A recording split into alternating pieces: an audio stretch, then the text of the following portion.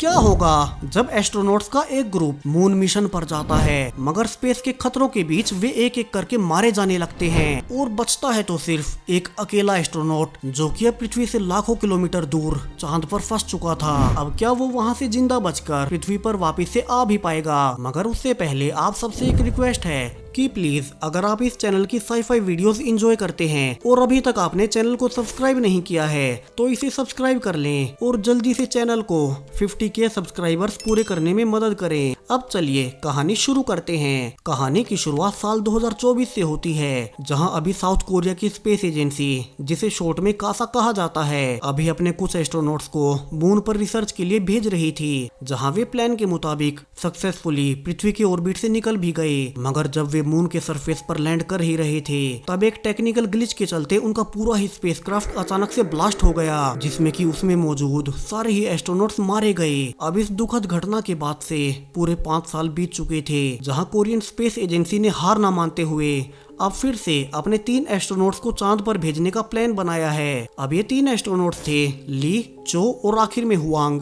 अब चूंकि 5 साल पहले के इंसिडेंट से सभी लोग अभी तक सदमे में थे, तो इस बार सब कुछ ठीक रहे इसके लिए वे काफी ट्रेनिंग भी कर रहे थे। जहां मून मिशन पर जाने से पहले अब तीनों ही अपना संदेश कोरिया की आम जनता को देने लगते हैं। जहां पहले ली बताता है कि उसकी पत्नी अभी प्रेग्नेंट है और जब वो चांद पर होगा तभी उसकी डिलीवरी होगी, तो वो मून पर बैठकर अपनी बेबी के लिए नाम सिलेक्ट करेगा। वहीं चो कहता है कि वो अपने परिवार को प्राउड फील करवाने के लिए मून पर जा रहा है। और आखिर में हुआंग का मून पर जाने का मिशन सबसे ज्यादा खास था। दरअसल 5 साल पहले हुए हादसे में जो एस्ट्रोनॉट्स मारे गए थे उनमें से एक हुआंग का पिता भी था। तो अब 5 साल बाद हुआंग अपने पिता के लिए मून पर जा रहा है ताकि उनके अधूरे सपने को पूरा कर सके। अब यहाँ से तीनों अपने स्पेसशिप से सक्सेसफुली पृथ्वी के ऑर्बिट से निकल जाते हैं। मगर अब जब वे चांद के करीब पहुंचे ही थे तभी एक बेहद ही खतरनाक सोलर फ्लेयर उनके स्पेसशिप से टकरा जाती है, जिससे कि स्पेसशिप को काफी ज्यादा नुकसान होता है और उनका सारा ही कम्युनिकेशन पृथ्वी के मेन बेस से टूट जाता है। वहीं अब ये खबर आम जनता में जाते ही हर कहीं इसी पर चर्चा होने लगती है, क्योंकि उनका पिछला मिशन भी पूरी तरह से फेल रहा था। वहीं स्पेस में ली और चो अब शिप के बाहर आकर फ्लेयर से हुए नुकसान को रिपेयर कर रहे थे ताकि उनका फिर से उनके मेन बेस से कांटेक्ट हो सके। वहीं शिप के अंदर से नुआंग बाहर दोनों को निर्देश दे रहा था कि उन्हें क्या करना है। वहीं बाहर अब वे पाते हैं कि दरअसल उनके शिप के फ्यूल टैंक में उस फ्लेयर के टकराने से एक बड़ा लीक हुआ है और जब तक वे इसके बारे में कुछ भी सोच पाते तभी उसमें एक बहुत जोर का ब्लास्ट हो जाता है, जिसमें कि चो, जिसने कि ये लीक ढूंढा था, वो वहीं मारा जाता है। वहीं कमांडर ली को भी इस धमाके से काफी चोट आई थी, हालांकि वो अभी भी सेफ्टी वायर के जरिए शिप से जुड़ा हुआ था। वहीं पृथ्वी पर मेन बेस को कुछ समय के लिए सिग्नल्स मिले थे, हालांकि वे स्टेबल नहीं थे, मगर उन्हें भी पता चल चुका था कि चो शिप में हुए ब्लास्ट में मारा गया है। वहीं अब शिप के अंदर मौजूद हुआंग जल्दी से बाहर ली को बचाने जाने लगता है, मगर कमांडर ली अब उसे बाहर से ऐसा करने से मना कर देता है और कहता है कि वो कुछ ज्यादा ही घायल है और वो बच नहीं पाएगा और उसके लिए हुआंग को अपनी जान दांव पर नहीं लगानी चाहिए, क्योंकि वे अभी भी अपना मिशन पूरा कर सकते हैं। और इसके अलावा उसने कम्युनिकेशन एंटीने को सही कर दिया है, तो सिस्टम रिबूट के बाद हुआंग पृथ्वी के मेन बेस से कांटेक्ट कर पाएगा। और यहाँ से अब ली हुआंग के लिए खुद की सेफ्टी वायर्स खोल देता है और खुद ही इस अंधेरे स्पेस में अपनी मौत का इंतजार करते हुए बह जाता है। वहीं ली के अनुसार हुआंग शिप को रिबूट करता है और जैसा कि उसने कहा था हुआंग का फिर से पृथ्वी से कांटेक्ट हो चुका था, जहां वो अब उन्हें सब कुछ बताने लगता है कि कैसे ली और चो दोनों ही मारे जा चुके हैं। वहीं उसका शिप भी बुरी तरह से डैमेज हो चुका है, जहां बेस से उसे इंतजार करने को कहा जाता है जब तक कि वे सब मिलकर फैसला ना कर ले कि उन्हें आगे क्या करना है, क्योंकि अब वो शिप पूरी तरह से डैमेज हो चुका था। वहीं अब नीचे पृथ्वी पर पूरे ही कोरिया में कोहराम मच चुका था, जहां साइंस मिनिस्टर कहता है कि वे लगातार 2 मिशंस में फेल नहीं हो सकते और उन्हें कुछ तो करना ही होगा। वहीं बाकी के वैज्ञानिक भी अब आखिर में इसी कंक्लूजन पर पहुंचते हैं कि उन्हें पिछले वाले मून मिशन के हेड किम को बुलाना होगा, क्योंकि उसी ने दोनों मिशंस के सारे ही इक्विपमेंट्स को डिजाइन किया था। मगर पिछले मिशन के फेल होने के बाद उसने स्पेस एजेंसी को छोड़ दिया था, मतलब कि इनके हिसाब से जिसकी निगरानी में पिछला मिशन फेल हुआ और जिसमें सारे ही एस्ट्रोनॉट्स मारे गए अब वही है जो कि उनके इस मिशन को बचा सकता है। अब यहाँ से जल्दी से किम को एजेंसी में बुला उन्हें सब कुछ समझाया जाता है, जहाँ शुरू में किम वापिस आने से मना कर देता है क्योंकि उसी की वजह से पूरा पिछला मिशन फेल रहा था। मगर जब उसे पता चलता है कि इस मिशन में हुआंग फंसा हुआ है जो कि पिछले मिशन में मारे गए एस्ट्रोनॉट का बेटा है, तो किम अब उनकी मदद को तैयार था। वहीं सभी वैज्ञानिक पाते हैं कि उस एक्सीडेंट के बाद से हुआंग के शिप का टेम्परेचर गिरता ही जा रहा है। तो किम कहता है कि हुआंग को एक थ्रस्टर के इस्तेमाल से शिप को मून के ऑर्बिट में फायर करना चाहिए और हुआंग ऐसा ही करता है, जिससे कि फाइनली शिप का बैलेंस सही हो जाता है और टेम्परेचर भी नॉर्मल होने लगा था। जहां किम कहता है कि उसके अगले आदेश तक हुआंग वही शिप में आराम करे। जहां वही हुआंग अब अपने पिता को याद करता है कि कैसे उनके जाने के बाद से उसका यही सपना था, मगर वो भी अब पूरा होता नहीं दिख रहा। वहीं बेस पर किम अपनी एक्स वाइफ मून को फोन करता है जो कि अब नासा में काम करती थी। जहां किम उसे मदद मांगता है कि नासा हुआंग को बचाने में उनकी मदद करे, मगर मून के अनुसार नासा कभी भी कोरिया के एस्ट्रोनॉट के लिए अपने एस्ट्रोनॉट्स की जान खतरे में नहीं डालेगी। अब किम बात कर ही रहा था कि तभी उसे बताया जाता है कि हुआंग ने उनकी परमिशन के बगैर ही अपने शिप से अपने लैंडर को एक्टिवेट कर लिया है और वो अपने आप से ही मून पर लैंडिंग करने की कोशिश कर रहा है। अब यहाँ सब हुआंग को लैंडिंग करने से मना करते हैं क्योंकि शायद से लैंडर भी उस सोलर फ्लेयर से डैमेज हुआ हो, मगर हुआंग ये रिस्क लेने को तैयार था और वो कहता है कि अब वो इतनी दूर आकर चांद के इतने करीब आकर वापस नहीं लौट सकता। वही वो किम का ऑर्डर मानने से भी मना कर देता है क्योंकि उसके पिता की मौत का जिम्मेदार कुछ हद तक किम भी था। वही हुआंग के अनुसार वो कोरिया के लोगों के लिए, अपने पिता के लिए ये रिस्क जरूर लेगा। और अब यही खबर कि हुआंग मून पर लैंडिंग करने जा रहा है हर ओर फैल चुकी थी। वहीं किम को एक और बुरी खबर पता चलती है कि जिस हिस्से पर हुआंग लैंडिंग की कोशिश कर रहा है वहां जल्दी ही एक बड़ा मीटियोराइट शावर आने वाला है, यानी कि अगर उसने लैंड कर भी लिया तो भी शायद से वो बच ना पाए। अब सोच कर देखो, इन्होंने ये मिशन प्लान करने में पूरे 5 साल का वक्त लिया, मगर पहले सोलर फ्लेयर उनके शिप से टकराई और अब ये मीटियोराइट शावर आने वाला है, तो पता नहीं किसने ये मिशन प्लान किया होगा। अब कोरियन स्पेस एजेंसी को मून मिशन के लिए इसरो से सीखना चाहिए था। खैर अब हुआंग बड़ी मुश्किलों के बाद किसी तरह से मैनुअली मून पर सक्सेसफुली लैंड कर लेता है, जिससे कि अब पूरे कोरिया में हर तरफ सेलिब्रेट किया जाने लगता है। वहीं फाइनली हुआंग अब लैंडर से निकलकर चंद्रमा की धरती पर पैर रखता है और अब रेस्पेक्ट के लिए अपने साथ आए दोनों क्रू मेंबर्स जो कि मर चुके थे उनकी निशानियों को वहीं छोड़ देता है। वहीं वो कोरिया का झंडा लगाकर अब अपने मिशन के सारे ही काम पूरे करने लगता है, जहां वो चांद से सैंपल इकट्ठा करने के लिए एक रोवर से निकल पड़ा था।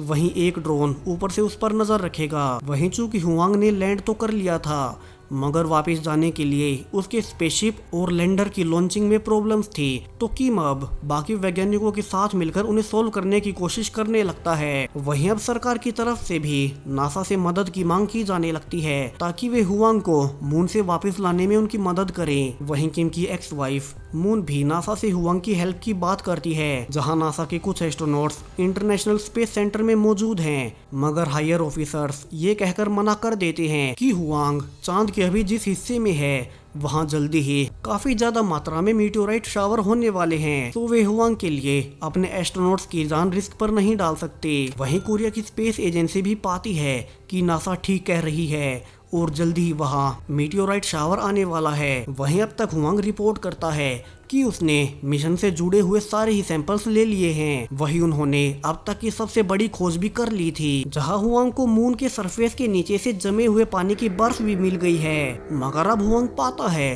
कि उसके आसपास कुछ हलचल हो रही है और तभी अचानक से अब छोटे छोटे मीटियोराइट मून से आकर टकराने लगते हैं। यहाँ बेस के कहने पर हुआंग अब जल्दी से एक रोवर में बैठ वहां से भागने लगता है, मगर कई सारे मीटियोराइट से बचने के बावजूद वो फाइनली एक की चपेट में आ ही जाता है, जिससे कि अब उसका रोवर एक क्रेटर में फंस गया था। वहीं बेस पर किम ने हुआंग के स्पेसक्राफ्ट के लिए एक नया कोड बना लिया था, जिससे कि वे अब बची हुई एनर्जी से हुआंग को पृथ्वी की ओर ला सकते थे। वहीं क्रेटर में फंसा हुआ हुआंग अब अपना ड्रोन बुलाता है, जिसकी मदद से वो फाइनली क्रेटर से बाहर निकल चुका था, मगर उसके पास ज्यादा वक्त नहीं बचा था क्योंकि वो मीटियोराइट शावर के बीचों बीच खड़ा था। तो वो जल्दी से भागकर अब फाइनली अपने लैंडर तक पहुंच जाता जाता है और जल्दी से अंदर आकर उसे लॉन्च कर स्पेस में मौजूद अपने स्पेसशिप तक जाने लगता है। और कुछ ही देर बाद वो स्पेसशिप तक पहुंच चुका था, जहां से वो सक्सेसफुली मैनुअल मोड से लैंडर को मेन शिप से जोड़ भी लेता है। मगर वो शिप में जा पाता उसके पहले ही एक मीटियोराइट अब उसके शिप से टकरा जाता है, जिससे कि वो बुरी तरह से टूटते हुए मून के ऑर्बिट में तेजी से घूमने लगती है। जहां किम कहता है कि हुआंग को मैनुअली लैंडर को शिप से अलग करना होगा,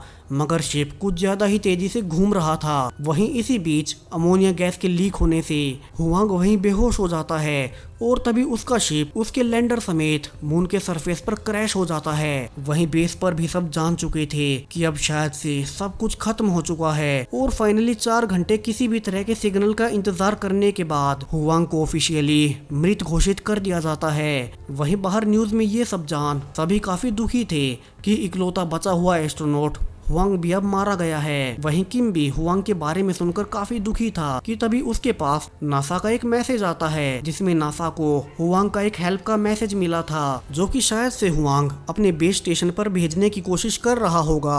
अब ये मैसेज नासा में मौजूद मून ने लीक किया था और चूंकि अब किम के पास उस सिग्नल की फ्रीक्वेंसी भी थी, तो वो अब घर से ही हुआंग से कांटेक्ट करने लगता है, जहां से हुआंग बताता है कि वो सेफ्टी सिस्टम की वजह से क्रैश से बच गया है, मगर अब उसके लैंडर में पावर और ऑक्सीजन दोनों ही काफी कम बचे हैं। वहीं मीटियोराइट शावर अभी भी काफी तेजी से जारी था। अब किम उसे लैंडर के अंदर रहने को कहता है जब तक कि वे उसे वहां से निकलने की कोशिश करेंगे। वहीं अब किम मेन बेस आ जाता है, जबकि एक एम्प्लॉई हुआंग का हेल्प मैसेज यूट्यूब पर वायरल कर देती है ताकि नासा पर उसकी मदद के लिए लोग दबाव बना सके। और होता भी ऐसा ही है, जहां दुनिया भर के सारे ही लोग अब नासा पर मदद के लिए दबाव बनाने लगते हैं। वहीं नासा ऑफिशियल्स मून पर गुस्सा थे क्योंकि उसी ने हुआंग के हेल्प मैसेज के बारे में किम को बताया था, मगर अब वे उसे कुछ भी कहते उसके पहले ही उन्हें व्हाइट हाउस से प्रेसिडेंट का कॉल आ जाता है। वहीं कोरियन एजेंसी ने अब तक लैंडर से कम्युनिकेशन कर लिया था, जहां साइंस मिनिस्टर अभी भी काफी गुस्से में थे क्योंकि अभी भी उनके पास हुआंग को चांद से निकालने का कोई तरीका ही नहीं है और अगर वो वही मारा गया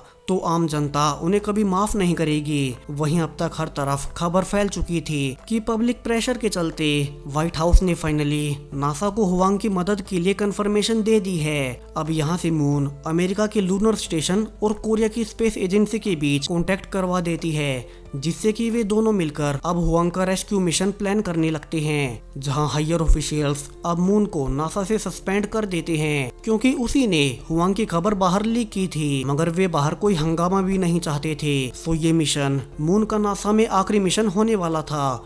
अब यहाँ से अमेरिकन शिप मून के ऑर्बिट में आ चुका था, जहाँ से उन्हें हुआंग के लैंडर को अपने शिप से डॉक करना था। अब हुआंग फिर से डैमेज हो चुके लैंडर को लॉन्च करने की कोशिशें करने लगता है, मगर अब मेल फंक्शन के चलते वो लॉन्च ही नहीं हो पा रहा था। यहाँ किम जल्दी से हुआंग को लॉन्चिंग रोकने को कहता है, मगर अब तक काफी देर हो चुकी थी और हुआंग का लैंडर अब मून के सरफेस से टकराते हुए फिर से एक गहरे क्रेटर में जा गिरता है, जहां अब तक उसके डॉकिंग पोर्ट भी टूट चुका था। वहीं नासा का स्पेसक्राफ्ट भी और ज्यादा समय तक चांद के ऑर्बिट में नहीं रह सकता था, सो मून को भी ना चाहते हुए रेस्क्यू मिशन टालना ही पड़ता है। यहाँ से किंग हुआंग को संभालने की कोशिश करता है, मगर अब तक हुआंग बिल्कुल हार मान चुका था और यहाँ से अब वो मेन बेस पर सबको कन्फेस करता है कि उसके पिता को पहले मिशन पर जाने से पहले पता चल चुका था कि स्पेसशिप के एक इंजन में कुछ गड़बड़ है, मगर वे उसे इग्नोर कर मिशन पर चले गए और अपनी जान गंवा दी। अब किम यहाँ हुआंग से कहता है कि उसे अभी भी पूरी बात का नहीं पता है। दरअसल उस मिशन के लॉन्च से एक दिन पहले हुआंग का पिता किम के पास आया था, ये कहने के लिए कि उन्हें इंजन ठीक होने तक मिशन को पोस्टपोन कर देना चाहिए, मगर चूंकि किम उस मिशन पर सालों से काम कर रहा था और उस वक्त उन्हें लग रहा था कि शायद से उस गड़बड़ से कुछ नहीं होगा, तो किम ने जानबूझकर उस मिशन को ग्रीन लाइट दे दी क्योंकि वो कई सालों से इंतजार करते करते थक चुका था। और ये कहकर किम अब हुआंग से माफी मांगता है क्योंकि अगर वो उस दिन उसके पिता की बात मान लेता तो शायद से वो मिशन फेल ना होता और ना ही कोई मारा जाता। अब हुआंग फाइनली किम को माफ कर देता है और कहता है कि जब तक वो जिंदा है वो हार नहीं मानेगा। अब मून भी ये सारी बातें सुन रही थी और वो अब किम से बात कर कहती है कि उसे एक नया प्लान सूझा है और चूंकि वो नासा से वैसे भी सस्पेंड होने ही वाली थी, तो वो अब उनके मना करने के बावजूद कंट्रोल रूम में जाकर नासा के सारे एस्ट्रोनॉट से अपील करने लगती है कि पृथ्वी की सीमा के बाहर जाते ही वे किसी एक देश के नहीं रहते, तो उन्हें किसी भी हद तक जाकर हुआंग को बचाना चाहिए। वही किम और बाकी के वैज्ञानिक मिलकर अब हुआंग के लैंडर को फिर से लॉन्च करने की कोशिश कर रहे थे ताकि वो किसी तरह से मून की ब्राइटर साइड तक जा सके, जहाँ से नासा उसे रेस्क्यू कर सकती है। और हुआंग ऐसा कर भी लेता है, जहाँ हुआंग अब फाइनली लैंडर से मून की ब्राइटर साइड पर आ चुका था, मगर अब उसे यहाँ फिर से लैंड करना था। मगर अब तक डैमेज होते हुए लैंडर की लैंडिंग फेल हो चुकी थी। तो अब हुआन इसके लिए एक नया प्लान बनाता है और लैंडर से सारी ही निशानियां और मून्स के सैंपल लेकर अब वो स्पेस सूट के साथ कुछ ड्रोन्स को बांध लेता है और यहाँ से वो अब हैच खोलकर नीचे कूद जाता है, जहाँ कुछ देर गिरने के बाद जब वो सरफेस के करीब था वो अपने ड्रोन्स को एक्टिवेट करता है और फिर वो सरफेस से टकराते हुए गिरने लगता है और यहीं से मेन बेस से उसका कांटेक्ट टूट जाता है, जिससे कि सब काफी डर गए थे। वहीं अब तक नासा का स्पेसशिप उसे लेने आ चुका था, मगर उन्हें अभी तक भी हुआंग की एग्जैक्ट लोकेशन नहीं पता थी। मगर हुआंग अभी भी होश में था और वो किसी तरह से हिम्मत करके अपनी लोकेशन भेज देता है, जिसे कि जान सभी काफी खुश थे कि हुआंग बच चुका है। और अब यहाँ से फाइनली नासा द्वारा हुआंग को सक्सेसफुली बचा लिया जाता है। वही हुआंग मून के सैंपल्स को सारी ही दुनिया भर की एजेंसी से शेयर करेगा, जहाँ दुनिया भर में हुआंग के बचने की खबर से सभी लोग काफी ज्यादा खुश थे। अब कुछ दिनों बाद फाइनली हुआंग अपने देश पहुँचता है, जहाँ अब तक वो एक नेशनल हीरो बन चुका था और यहाँ से वो सभी को बताता है कि कैसे वो अपने साथी एस्ट्रोनॉट्स जो कि मिशन पर मारे गए थे उन सभी की निशानियां उनके परिवार के लिए लाया है। वहीं जो खोज उसने मून पर की थी वो सारी जानकारियां उन्हें पूरे विश्व की एजेंसियों से शेयर करनी चाहिए। वहीं अब दुनिया भर की सारी ही स्पेस एजेंसी ने अब एक साथ मिलकर आगे से काम करने का फैसला किया है। वहीं मून को भी अमेरिका में नासा का हेड बना दिया गया था, जिससे कि वो नासा की पहली फीमेल हेड बन चुकी थी। और आखिर में फाइनली हुआंग किम से मिलता है, जहाँ दोनों ही ये जान काफी ही खुश थे कि अब से हर बच्चे के अंदर स्पेस में जाने की उमंग जाग चुकी है। और इसी हैप्पी एंडिंग के साथ ये कहानी यहीं खत्म हो जाती है। तो वीडियो कैसा लगा और ऐसे ही लेटेस्ट साईफाई स्पेस वीडियोस के लिए चैनल को सब्सक्राइब करें। Thank you.